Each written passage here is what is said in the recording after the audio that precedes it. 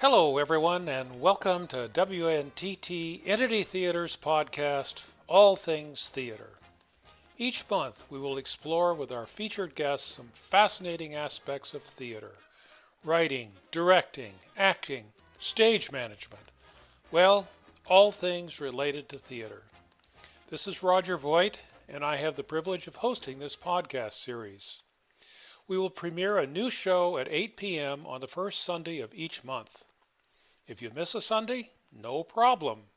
You can listen to any of the podcasts from the past year by going to EntityTheatre.com and clicking on Podcasts in the primary menu.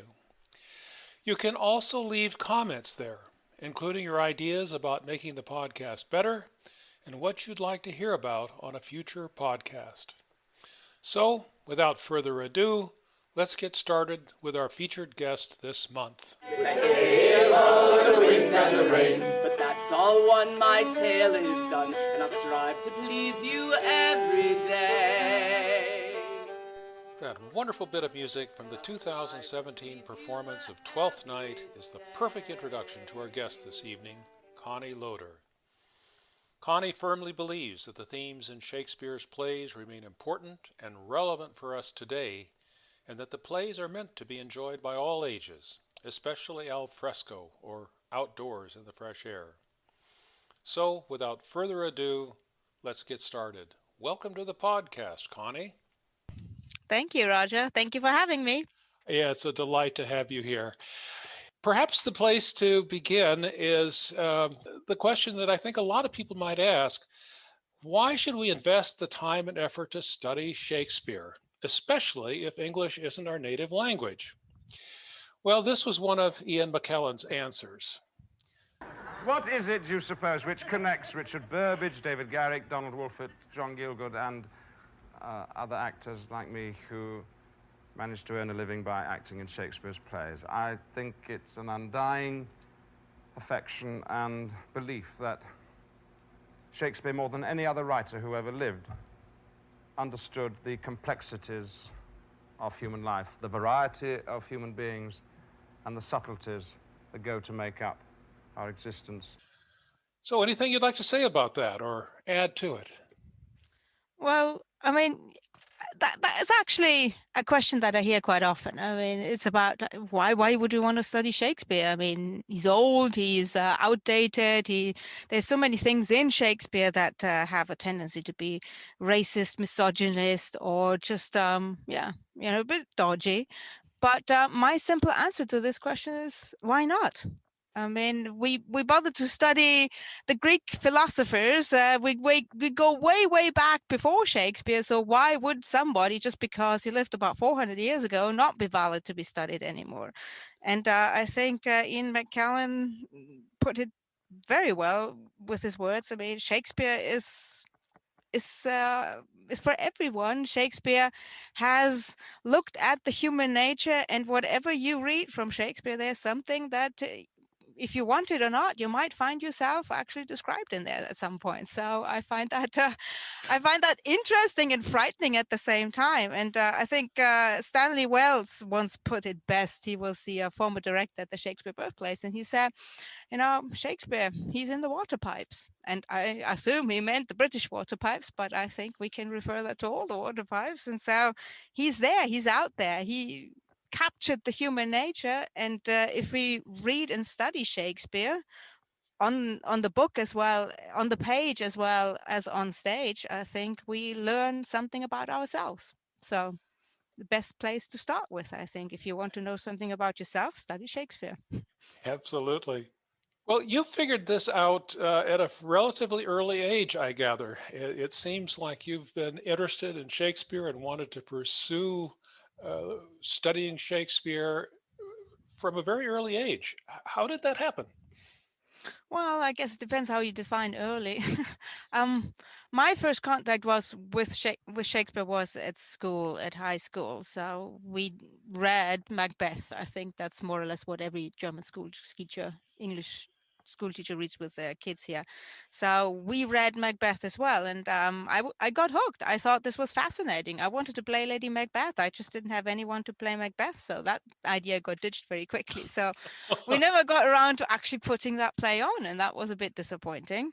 But I not only liked Shakespeare back then, I wanted to study English. And so when I started studying, they told you have to do this language course and you have to take a linguistics course.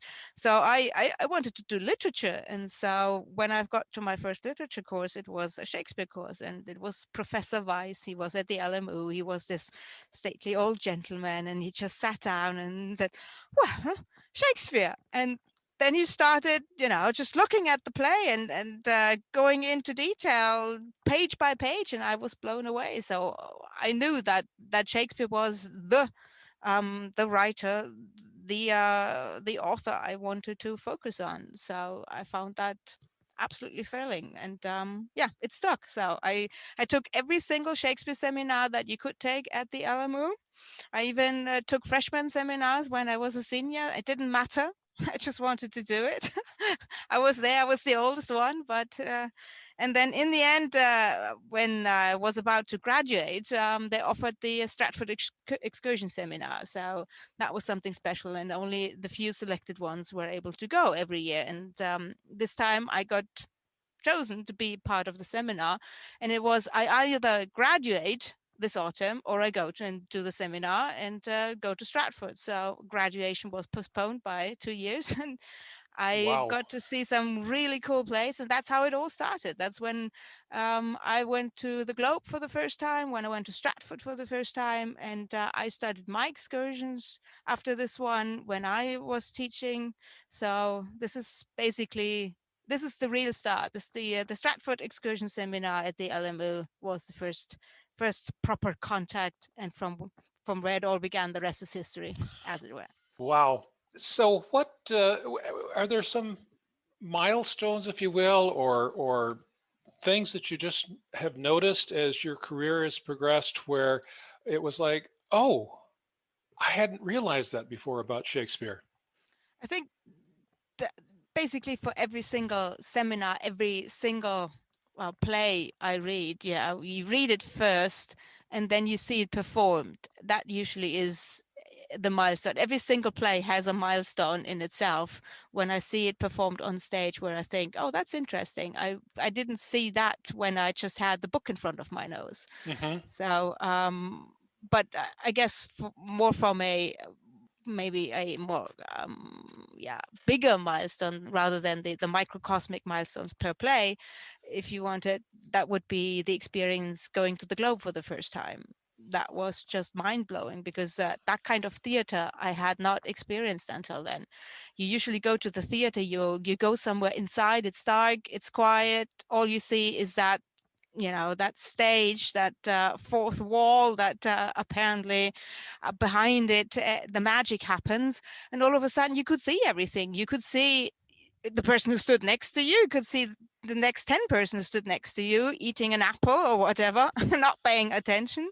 You could also feel the tension in the audience, the excitement, and you saw a lot of the magic that's hidden in a indoors theater. You could see that outside. You could see it actually taking place as we speak, as we watch. And so I think that moment, the first play, the first few plays I saw at the Globe, they were pretty revealing, and they really hit me. And from that one, I thought, I want to do that too. I don't want to be on stage, don't get me wrong. I never wanted to be on stage, never had that aspiration. I wanted to direct. Really? Yeah. What was it about acting that had you say, no, I don't think I want to do that?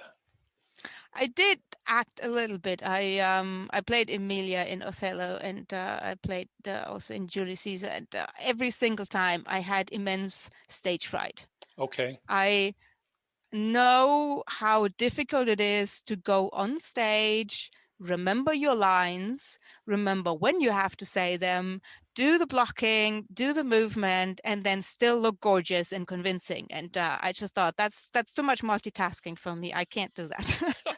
It's not what I feel comfortable at. And I was a nervous wreck behind the stage. Backstage, I was always the one who was freaking out.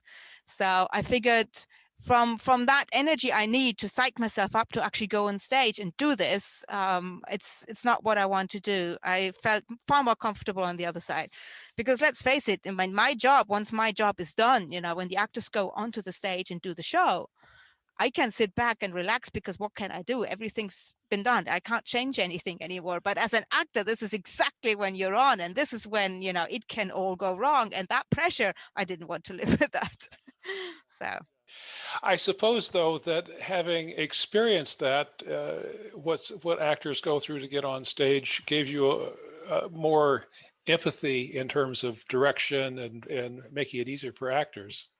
absolutely. If you know how you suffer through a performance, and suffering is, you know, I think on many levels the correct word, because it's emotionally draining, it's physically draining, it asks a lot of a person to be on stage for 2 hours and do the best that they can to be convincing. Knowing all that, what an actor has to go through, I'm not going to shout at people that quickly if they forget their lines or something like that. I'm a little bit more understanding in this respect, I think. Yeah.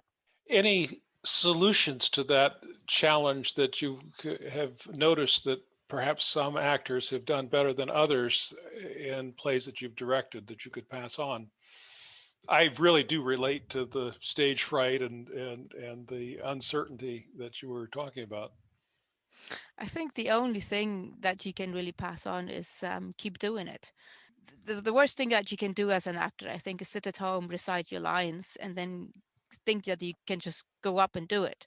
I think you have to face your fears, and you have to find somebody to run lines with and just keep repeating, repeating, repeating.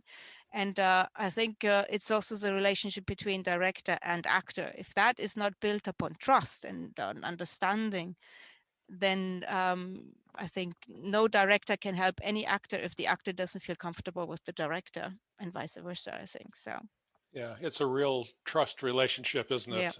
Yeah, because well, let's face it, we're all fragile characters, and we're, I guess, actors more so than other people, directors even more so.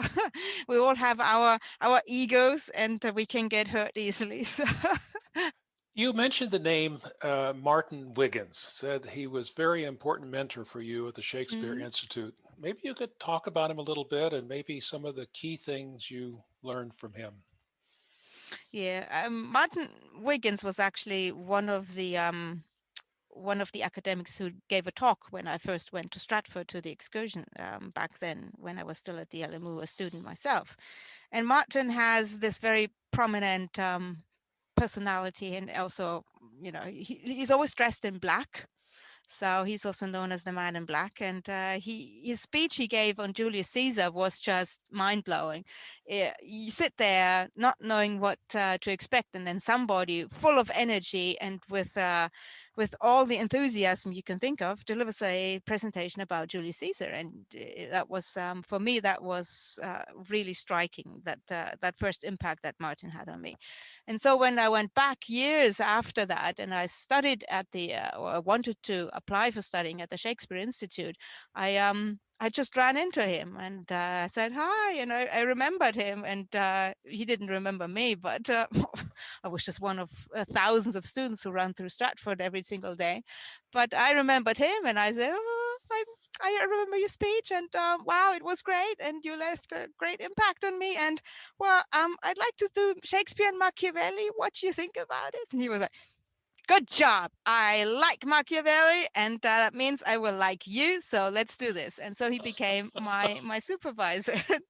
Yeah, I think the brilliant mind that Martin has, I think he has a photographic memory. So he would correct everyone who quoted Shakespeare, or just if you read it off, and you had an A where there should have been a the or something like that. I mean, he totally knew. So he would Oh always my. correct people. And so I think he has an immense, vast knowledge about not just about Shakespeare's plays. He's broadly read in Renaissance drama, and so that can be very intimidating, but it can also be very inspiring, because you know you see that somebody who is so well read and well versed, can really make a great impact on the students and on Shakespeare scholars. And I learned a lot from his working his ethos. So I think I've never seen a scholar working as hard as Martin did, and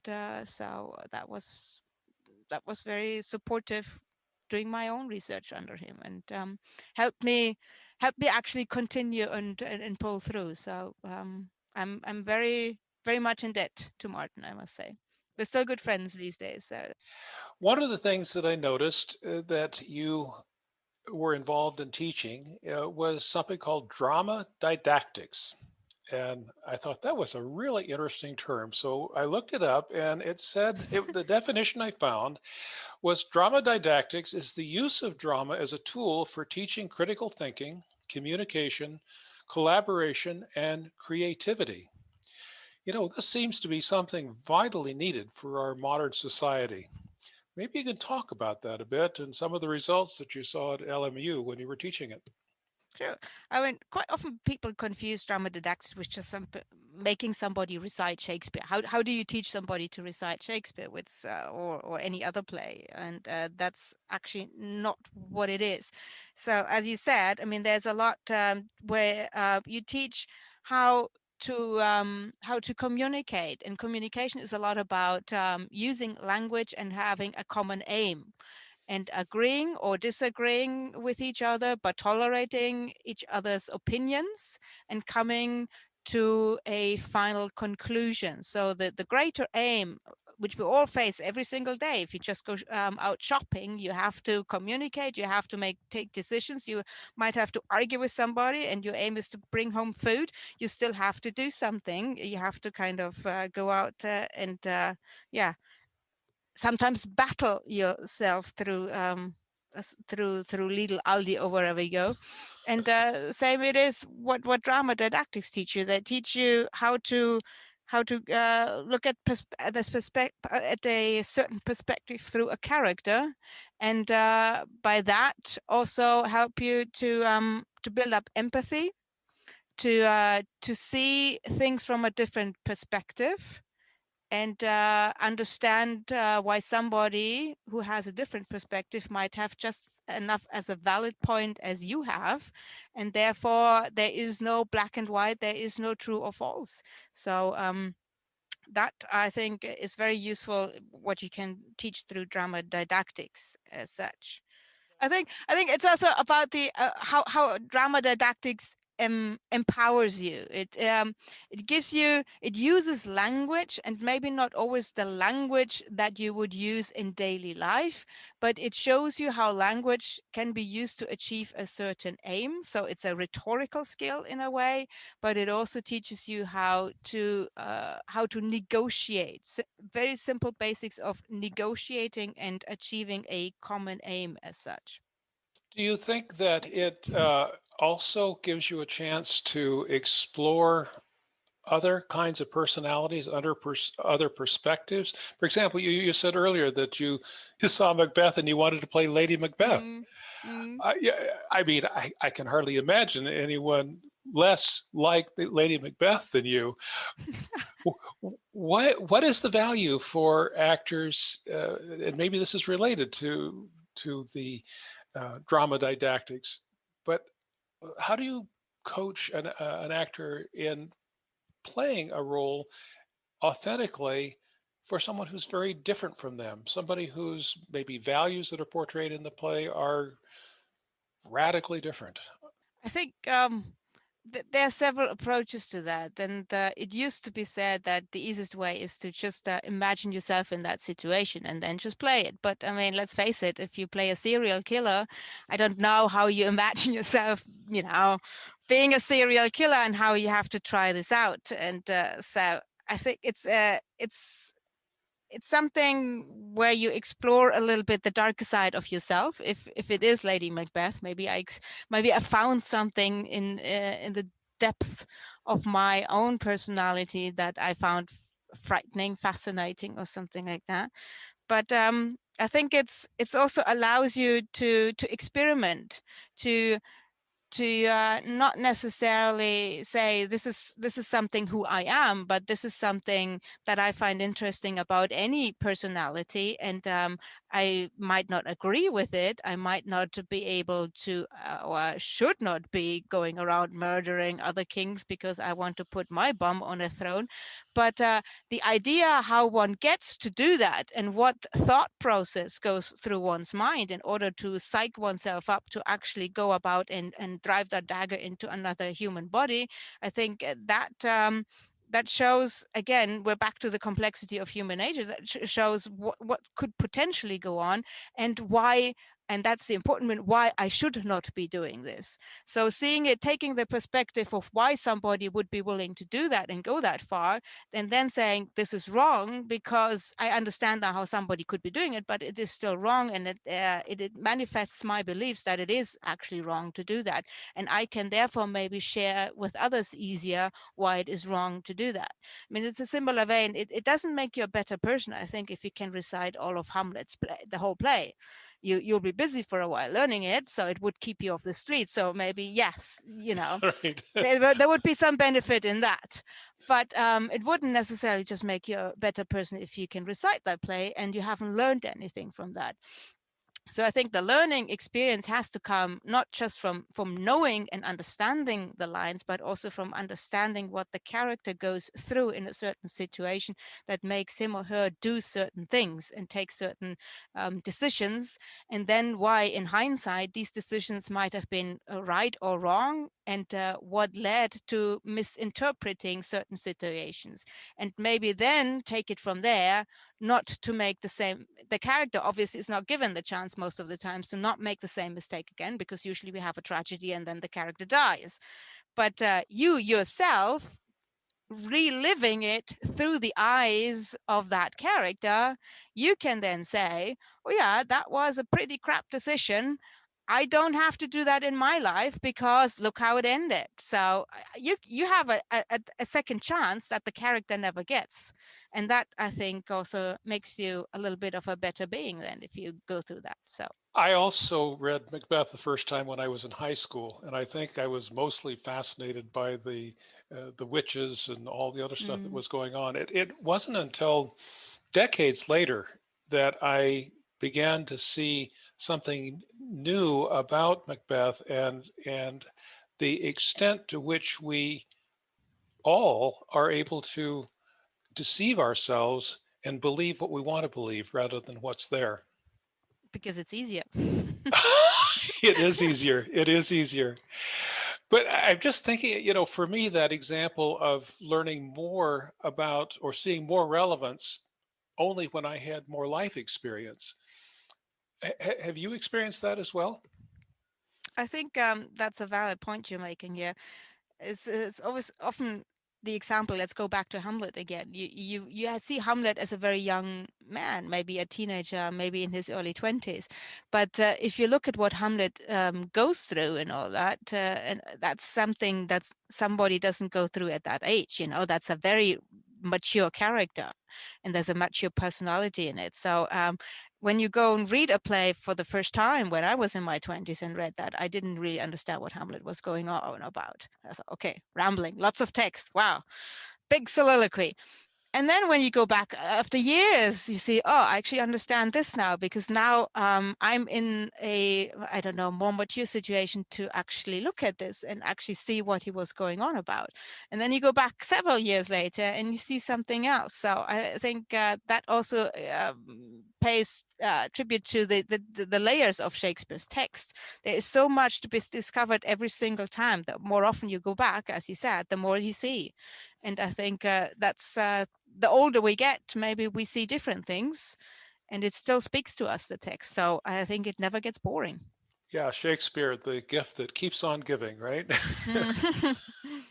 Most of us would probably be satisfied with becoming a successful university teacher, and yet you still find time to conduct workshops, direct plays, and to create this wonderful group, the ESM Players, a youth theater company.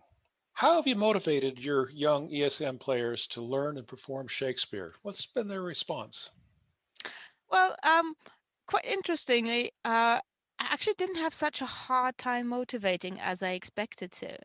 When it's I think it's also it has to do with seeing Shakespeare as part of a curriculum and seeing Shakespeare as part of a theatre group. If you teach Shakespeare, and I taught Shakespeare at school as well, just as part of a normal classroom routine, usually the inhibition is very great. It's immediately has the stamp that this can only be boring. So there's no fun to be gotten out of this, and it takes them it takes a lot of persuasion from my side to actually get the kids interested in that. But if you do it as a theater group, you approach Shakespeare way outside of the pressure point of where somebody gets a grade for analyzing a speech and finding all the metaphors or whatever that you might be looking at. You actually give a person the chance to look at the character and see why the character does the certain things that the character does, and how the character moves from the beginning of the play towards the end of the play. And there's a lot of exploration in it that you don't have time to do in the classroom, but you do it in the theater class. And when I first had my theater group and we discussed what we wanted to do, the students were allowed to suggest a play. And out of the 10 students we had, 9 suggested something else and 1 suggested a Shakespeare play. And it was so interesting to see that that one student who suggested the Shakespeare play got all the attention from the others when he started speaking about how great the play was going to be, Midsummer Night's Dream, how great the play is, how much fun it is, how confusing it is for some of the characters, and why we should be doing this. And wouldn't it be lovely to do it outside in the English garden?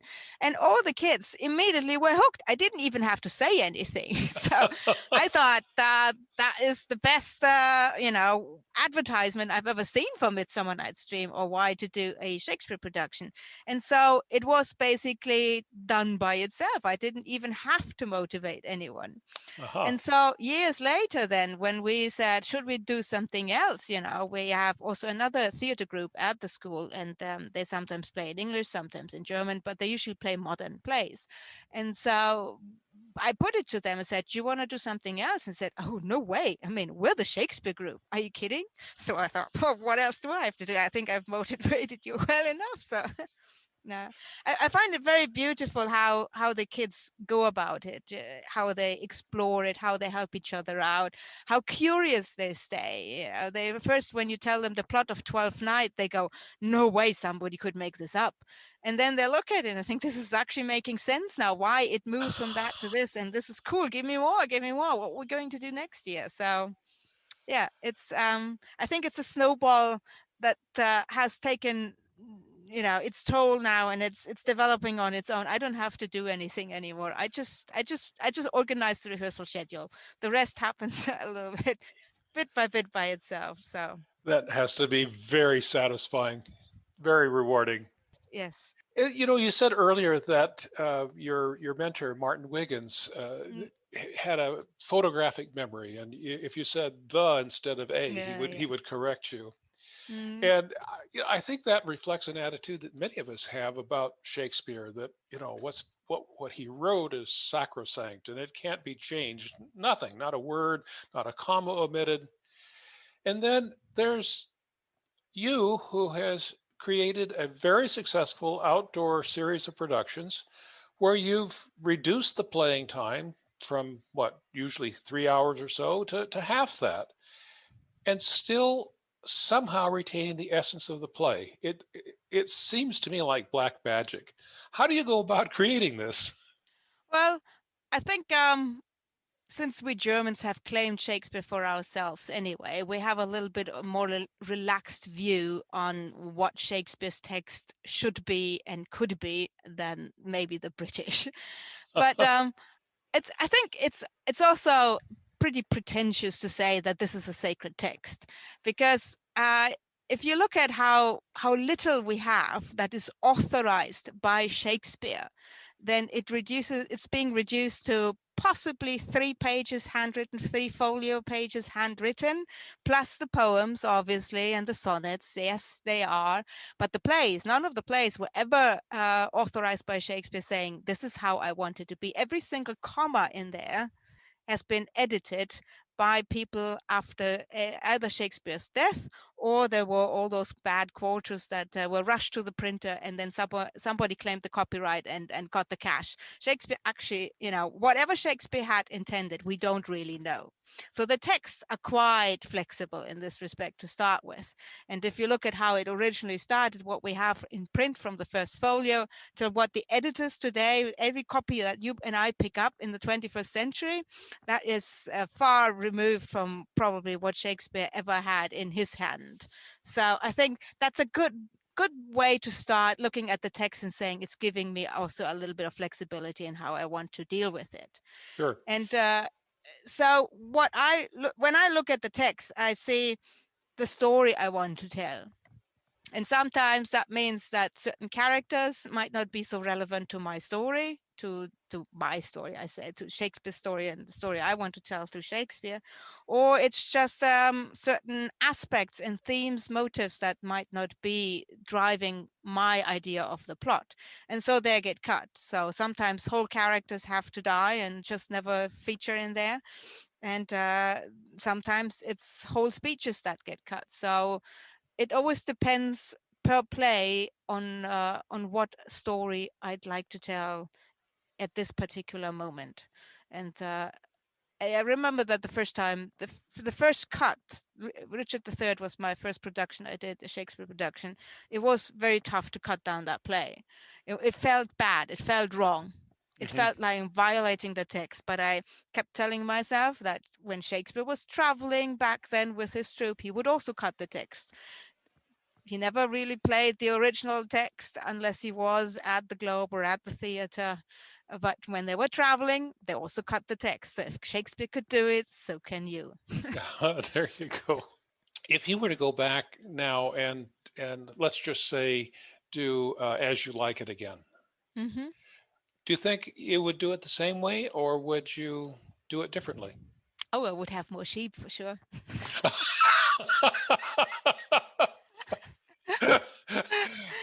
That was a lot of fun. Since the sheep were the star. No, but I mean, you were saying you tell the story that you want to tell, Romeo and Juliet, or Twelfth Night, or whatever. Do you think you'd tell the story differently if you did it again, or would it be sort of the same? I guess I think I would leave the main story as it is. I might put it into a different setting, different epoch or something like that.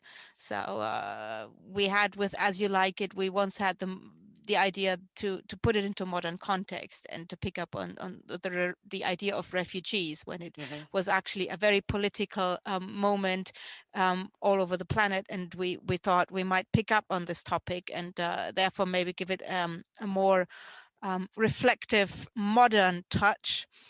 So maybe I would, change this aspect, but I don't think I would necessarily go about and drastically change the text that I've got. Maybe I add a line here and there where I think actually that's very sad that I had to cut this one, so maybe add it on top again. But usually I don't go back to my plays that I've done and say, could have done better. I mean, okay, I do that. I say, I could have done better, but I don't think I would revisit it that quickly and try to drastically change it, because I still got about 30 other Shakespeare plays to do. Yes, exactly. Pressure's on.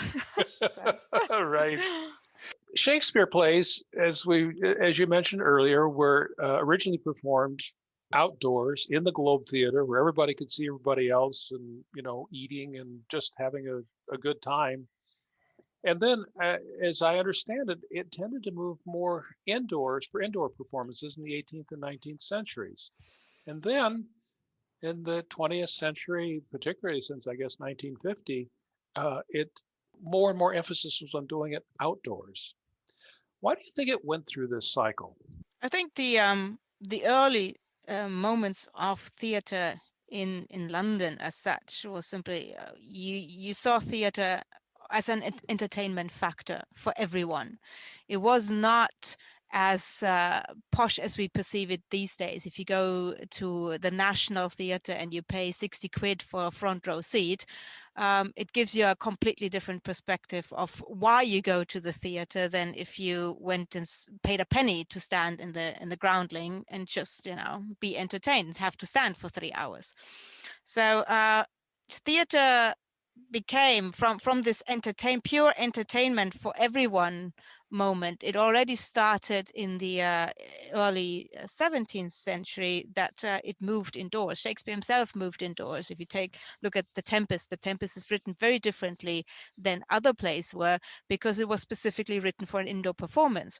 And once it moved indoors, it was also, you had different possibilities. You could explore more the music, you could play more with the background, and the richer costumes could come in into the game as well. And of course, the audience was able to actually show off more what they got. So while they were not obviously seen anymore because theaters were darkened, their spectacle was the entrance and the exit to the theater, where they could show off the latest fashion from Paris or whatever. And so theater then began to take on this elitist attitude towards the higher 10,000 whatever who could afford to go to the theater. And it wasn't made necessarily anymore for the rough and tough entertainment as we used to have it in the 16th century, early 17th century. And also plays changed. They didn't want to explore certain topics anymore. And so when then we went back in the middle of the 20th century to outdoors theater, mostly driven by performing Shakespeare outdoors, I think it was where people rediscovered the joy of going to see a show rather than sitting there in an indoors theater wearing something uncomfortable that you only wear once a year anyway, just when you go to the theater.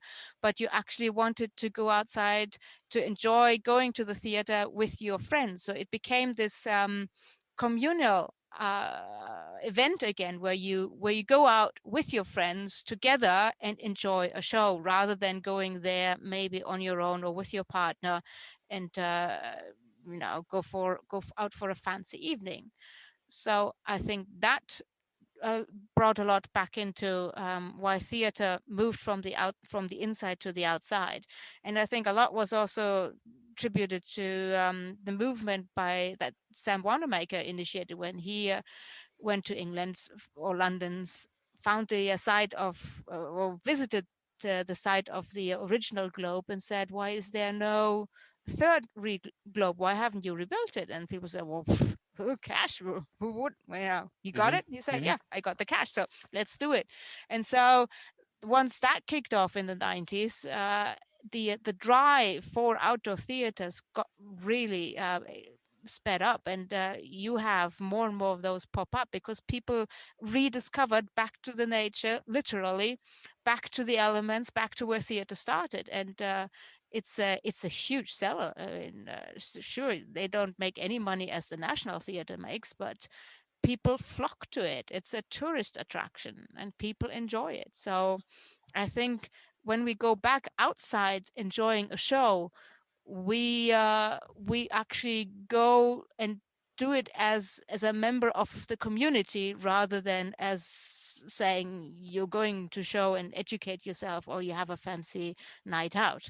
So I think it's a very different attitude going to see a show outside than if you go and see a show inside. Sure. I'm not saying that you can't have fun when you have a play indoors. No, don't get me wrong. But I think it's a very different atmosphere. I mean, if you just look at how people are dressed, nobody would even think about coming in high heels to the theatron and sit on those prickly stairs.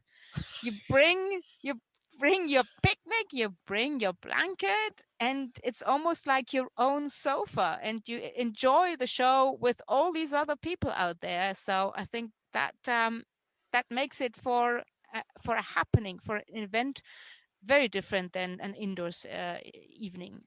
Of course, there's some challenges to outdoor performances too, and some surprises, and the need for some flexibility. Maybe you'd like to talk about a few favorite stories on that one. I won't mention the weather right now, but we could mention, for example, dogs that run onto your stage when you have a tree stump blatantly on the stage as a prop, and the dog thinks it's a tree that he can do his business against. So that happened. Children running around and just crossing the stage at some point. Pigeons, squirrels, or corpses who lie there, and then they have to lie still while the spider's crawling up their neck or something like that. So I think that there are lots of challenges. I think the biggest one might be the costumes. When you want to do a production where you bring in period costume and the men have to wear tights. Sometimes that's not pleasant, I hear. So, yeah. There's some challenges for the actors too, aren't there? The outdoor theater, obviously, you need to fully project or otherwise you're not being heard. I mean, the theatron is prominently placed in an area where people pass by. So you have to accept the fact that there's noise that would be hushed in an indoor theater that can't be hushed. And they have to project sometimes over beer garden music. So that takes a lot.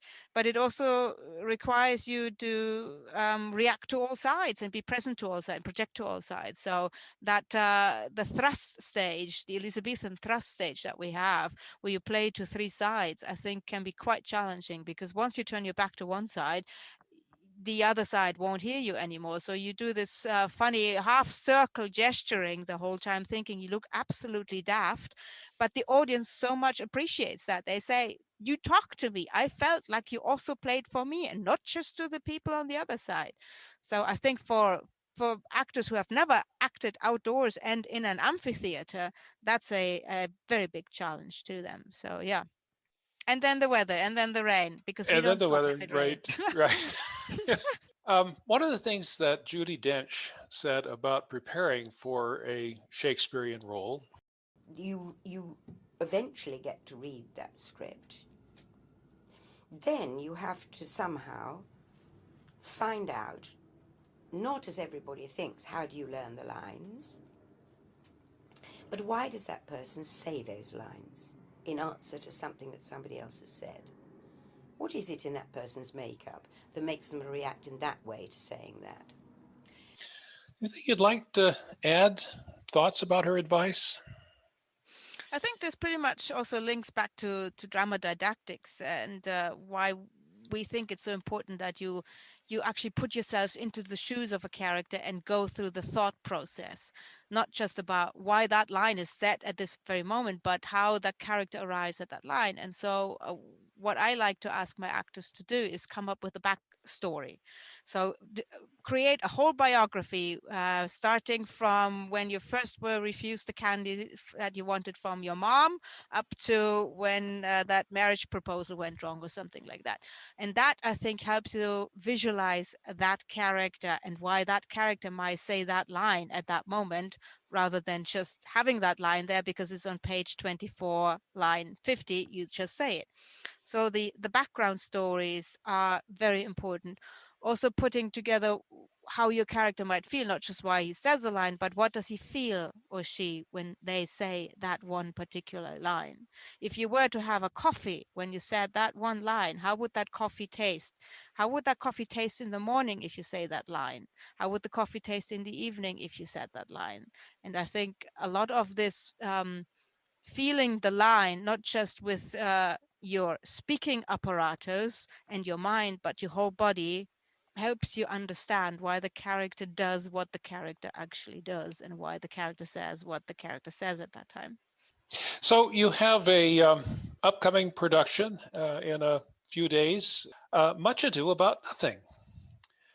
This deals with a number of themes that are still important to this day, of course: gender roles, infidelity, deception. Shakespeare often deals with such topics indirectly, such as in the title, where the nothing that Much Ado is concerned with had a double meaning to the Globe Theatre audience that perhaps is not known to us today. You want to talk about that? Right. So there several meanings hidden in that wonderful title. One of the first meanings, or the suggestion, is that nothing was actually not pronounced how we would pronounce it today as nothing, but as nothing. And so there's a sexual pun on it, obviously, to start with. So it's much ado about no thing, and therefore we're taking a very clear perspective of one of the genders.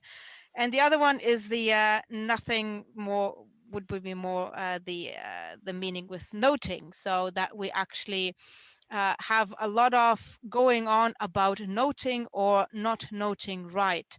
So the deception that you mentioned, the misinterpretation of situations, of characters seeing something and then actually interpreting it the wrong way, is the drive of the whole plot. And that continually is taken up in the play. So there is very few characters who actually note correctly and therefore deduct correctly. There's perhaps the sexton in that play who hears it once, who understands it, repeats what he just heard and saw, and then goes and tells. So that is probably that one clear moment in the play where noting actually takes place correctly. And apart from around this, there's lots of misinterpretation and lots of misnoting going on, because let's face it, if there weren't any misnoting, if everyone were like the sexton, you could go home after the first act. So you needed something to drive the plot. One of Shakespeare's funniest characters in the play, who still shows us something important about ourselves, would have to be Dogberry, the bumbling knight constable. Maybe you'd like to talk a little bit about his role in the play.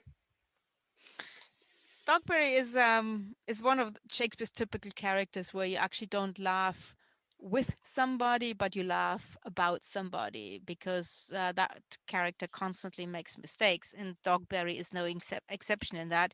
And the mistakes, if it's a character who makes mistakes, then it usually means in Shakespeare's term that they misuse language. So Dogberry, having a very big ego, full of himself, uses language very extravagantly, but every second Italian, French, or Latin word that he uses is used incorrectly. So there's another double meaning then of the misnoting.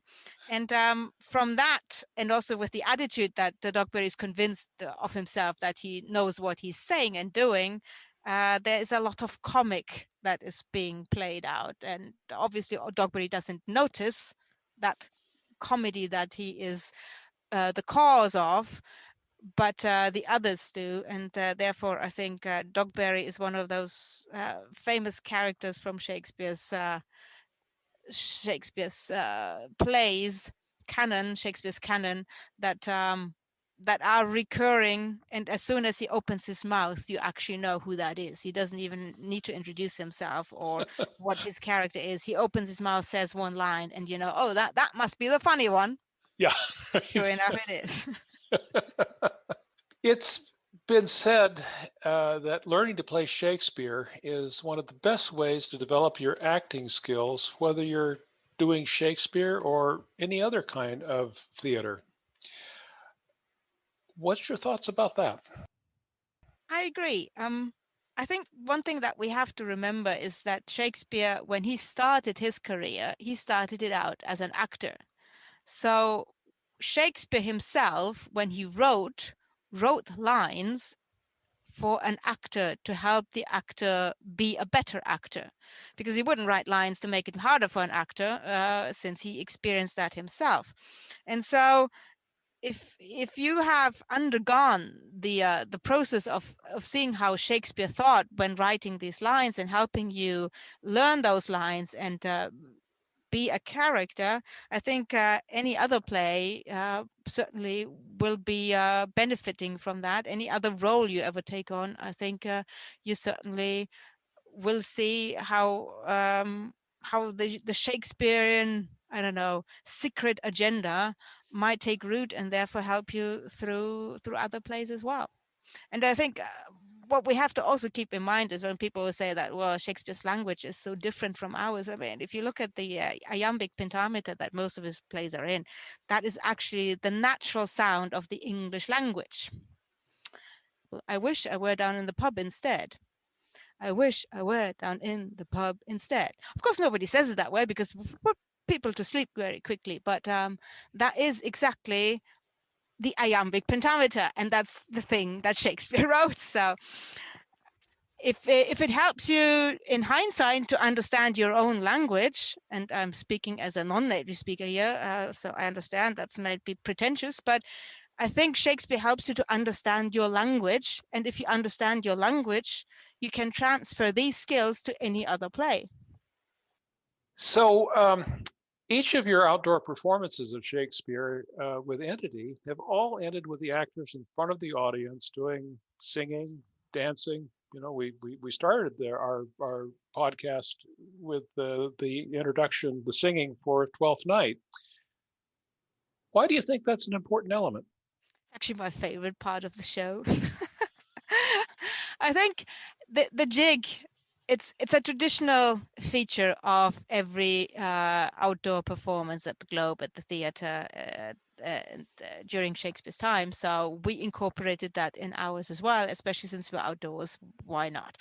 And I think in the jig, it's a closure of the play as well as the performance, and it's also a transition from the fictional world into the real world, because during the jig it's not the character who dances, but it's the actor who dances. That's why we also say it doesn't matter if the steps are 110%. You're not a ballerina. We want you to see how you enjoy that the show is done and that you're sending the audience back into their real lives and wishing them a jolly evening and a good day or whatever. But it is the transition. It's basically like almost like a catharsis for the actors saying, "Whew, I'm done. Thank God it didn't go too badly this time, did it? So we're finishing off with a dance." And that transition, I think, is so important because it doesn't just end the production or the play and then there's this awkward moment where everyone goes, is it over? Was it? Was that the last line? I don't know. Right. But it's very obvious from our side that was it. So maybe at some point I just throw a curveball into and just have a jig at halfway through and say, oh, this was not the final one.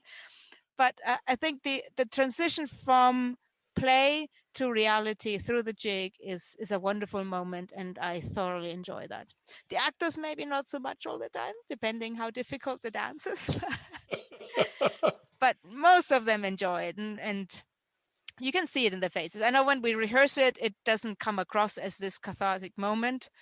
But once we actually put on the show, once we are in performance, and then they have done it, they've finished it, they've done their job, and the actor emerges again as that person in the jig, the faces, they do smile in the end, even though they don't when we first rehearse it. But in the end, they give you the smiley faces. And these, I think, are the smiley faces that send you home as an audience member. No matter how tragic the story, how many corpses you had on stage at the end of the last act, they rise, they dance, and they send you home. They might make you think, but you're left on a happy note. Well, with that bit of insight in mind, we could perhaps return just briefly to the ending song and dance from that 2017 performance of Twelfth Night.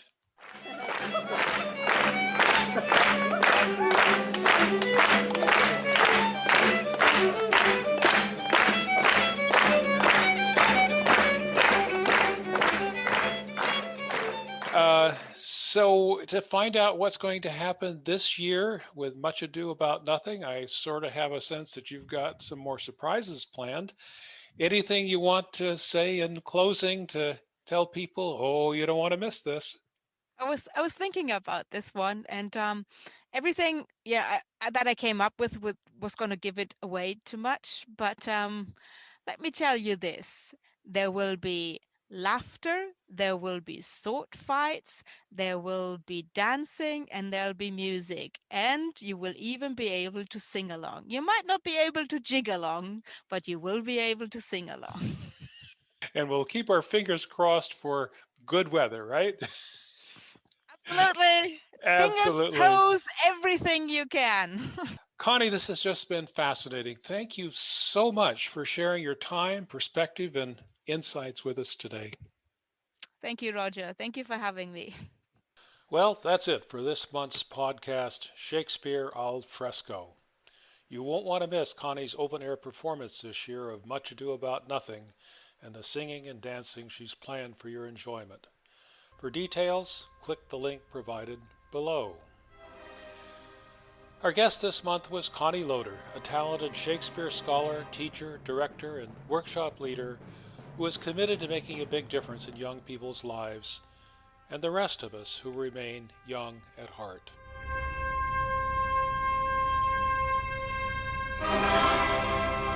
This has been a production of WNTT Entity Theatre.